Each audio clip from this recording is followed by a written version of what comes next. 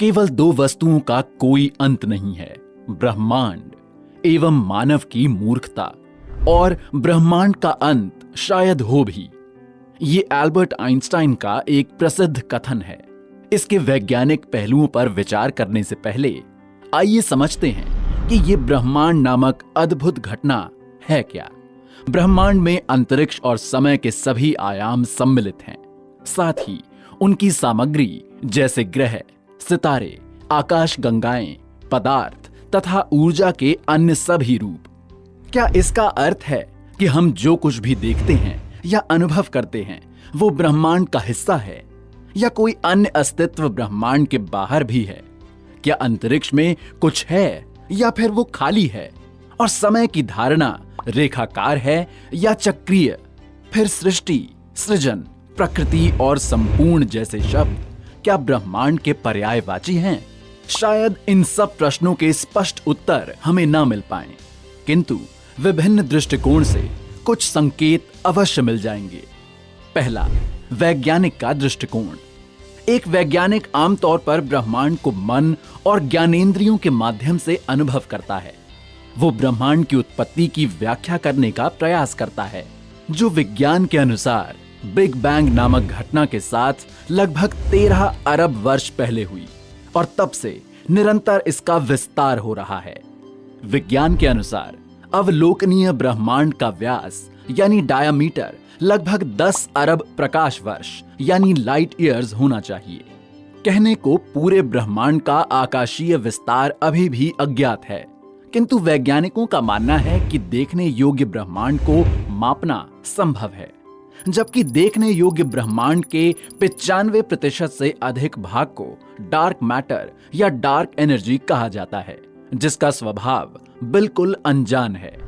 विज्ञान द्वारा अनेक दिशाओं में की गई प्रगति के बावजूद वैज्ञानिकों के पास अभी भी जीवन, मृत्यु, ब्रह्मांडीय ऊर्जा, चेतना या ब्रह्मांड के मौलिक निर्माण खंडों पर उठाए गए आवश्यक प्रश्नों का कोई उत्तर नहीं है। इसके अतिरिक्त वैज्ञानिक की एक और विवादित धारणा है कि समय रेखाकार है। दूसरा, अध्यात्मवादी का दृष्टिकोण। एक अध्यात्मवादी शायद अपने कथन में अधिक तर्कयुक्त है। उसके अनुसार हम मनुष्य इस पूरे ब्रह्मांड या संपूर्ण का एक छोटा सा हिस्सा हैं, क्योंकि हम एक विशाल चित्र का छोटा सा भाग यानी सबसेट हैं।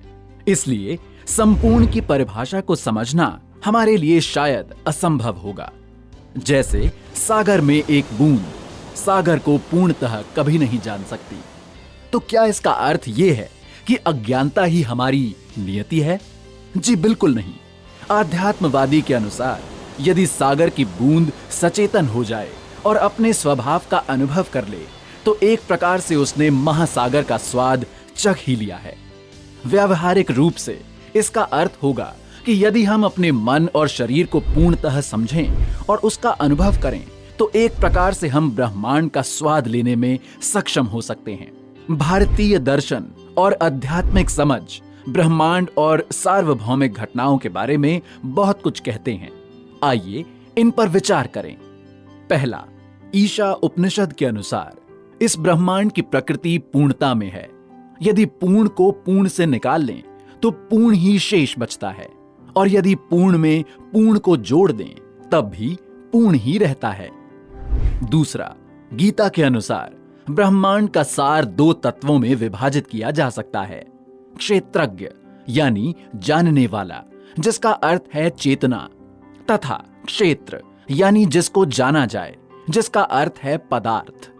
भारतीय ज्ञान ये भी कहता है कि समय चक्रीय है और लंबी अवधि में सभी कुछ चक्रीय ही होता है, जैसे कि हमारी पृथ्वी जो कि सूर्य के चारों ओर निरंतर घूमती रहती है। अब यदि हम इस शब्दावली को विज्ञान की भाषा में समझें तो ये कह सकते हैं कि डार्क एनर्जी या अनुपस्थिति या कंप्यूटर की भाषा में शून्य की संख्या या फिर चेतना, ये सभी क्षेत्रज्ञ का प्रतिनिधित्व करते हैं।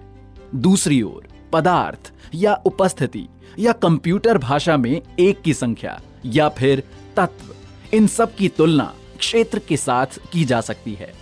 ये सब कितना मजेदार और आकर्षक लगता है, फिर क्या हम अब भी मानेंगे कि अज्ञानता में आनंद है? वास्तव में ये तो हमारे ऊपर है।